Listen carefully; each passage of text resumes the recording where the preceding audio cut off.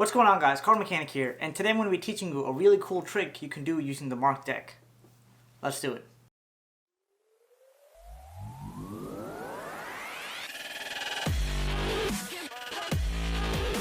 Alright, now check this out. We'll start off by having the spectator shuffle up the deck. Shuffle, shuffle, shuffle. I don't know, maybe even give the cards a quick cut. And then do like a casino style wash all over the table. That should be present. Alright, you just go crazy. Now keep in mind at this point, me as a performer, I have not even touched the cards. So, I'm just going to tell the spectator to pick a random card that comes, pops into my head. And they're going to touch a card that they believe that may be the card. So I'll start off by saying the 10 of clubs. So now the spectator is going to pick a card that they think is the 10 of clubs. So let's just say they pick this card right here. And we'll continue with this process. So now let's say 10 of clubs. We'll go with King of Hearts. And let's just say they pick this card that they think is King of Hearts. Now let's say another card, the Jack of Spades. So let's just say they go ahead. Oh, this card, the Jack of Spades over here maybe, I don't know.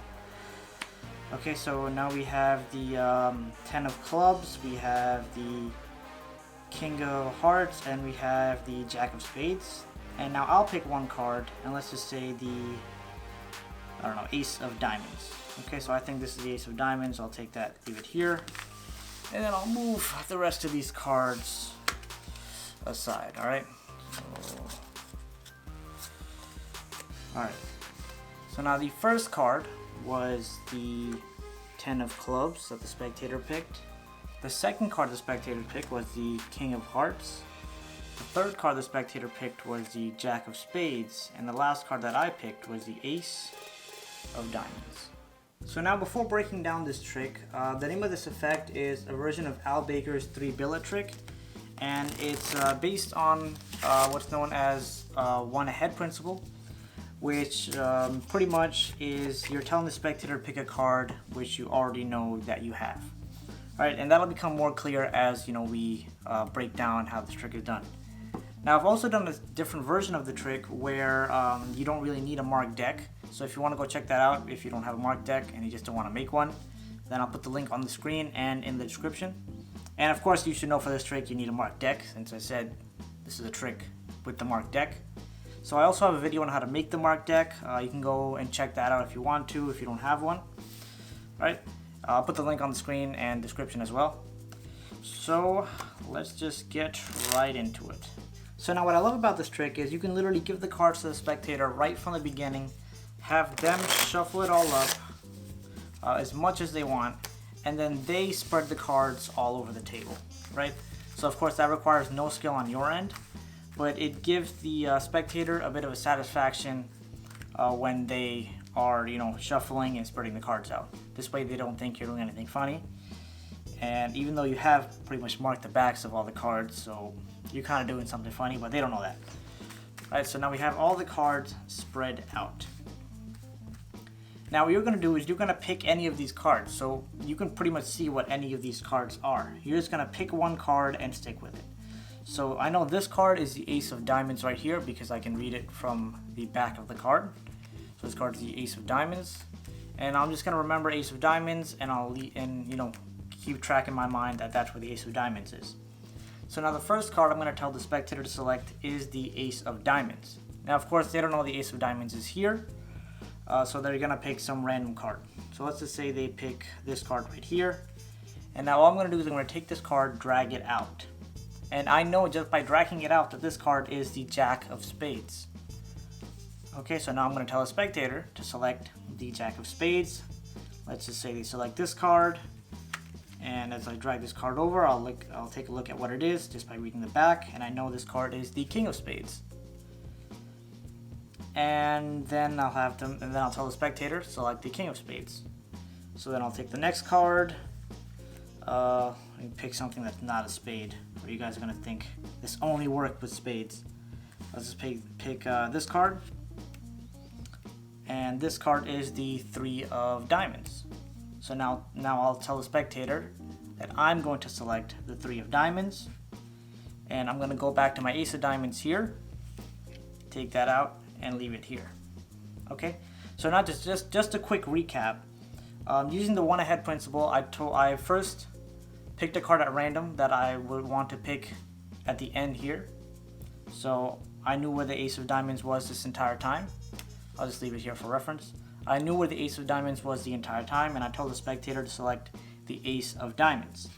Now, whatever card they picked the jack of spades, right? So when they pick this card, they think that this card is the ace of diamonds, where of course it's not. And then I'm going to tell the spectator to select the jack of spades because I already know they have selected it. So they go and select a card, and then they ended up picking the king of spades. So now I tell them, so now they think this is the ace of diamonds and jack of spades, where in actuality it's the jack of spades and king of spades. Okay, so hopefully you know where I'm going with this. This is the one ahead principle that I was talking about earlier. And then of course they pick this card, which they think is the king of spades, but it's actually the 3 of diamonds. And then of course I come over here, pick my ace of diamonds. Everybody is happy. We have all the 4 cards here. Now, one case which this works out beautifully is, for example, I tell them to pick the 3 of diamonds and they end up picking my ace of diamonds. Okay, now if something like that happens and the ace of diamonds was also the first card that I said, you're pretty much done. You don't have to pick any of the cards yourself. You're pretty much clean and good to go here. Okay, or even for example, let's say instead of picking the jack of spades in the beginning, they just pick the ace of diamonds, and that in itself is really impressive. There's not really a build-up, but just them picking the card that you told them to pick is quite impressive. So even if they end up picking the card that you had, pre-selected, the effect still turns out great. Alright, so now you have the cards in this order. We're going to push the rest of the cards aside. This is where you do the reveal for the spectator. Now keep in mind, the cards are now in the wrong order. Right, the ace of diamonds should be on the bottom. Well, in this case, yeah, it should be on the bottom here. So what I do is, in the act of bringing these bottom cards on top, I slide it one time. I slide off one card. So I do that, put it on the bottom, and then I do 1, 2, 3, 4. Now, if the spectator asks me what I'm doing, all I'm going to say is I'm reversing the order of the card, so you know the card that you picked first. Okay, let me get it back in the other order it was. What order was it? It was this, this, and this, right? So the order that the spectator thinks it's in is the ace of diamonds, jack of spades, ace of diamonds, jack of spades, king of spades, and 3 of diamonds. That's the order the spectator thinks it's in, but it's actually in this order. So of course to straighten that up, you're gonna pull off the top card, leave it on the bottom, and then do 1, 2, 3, 4.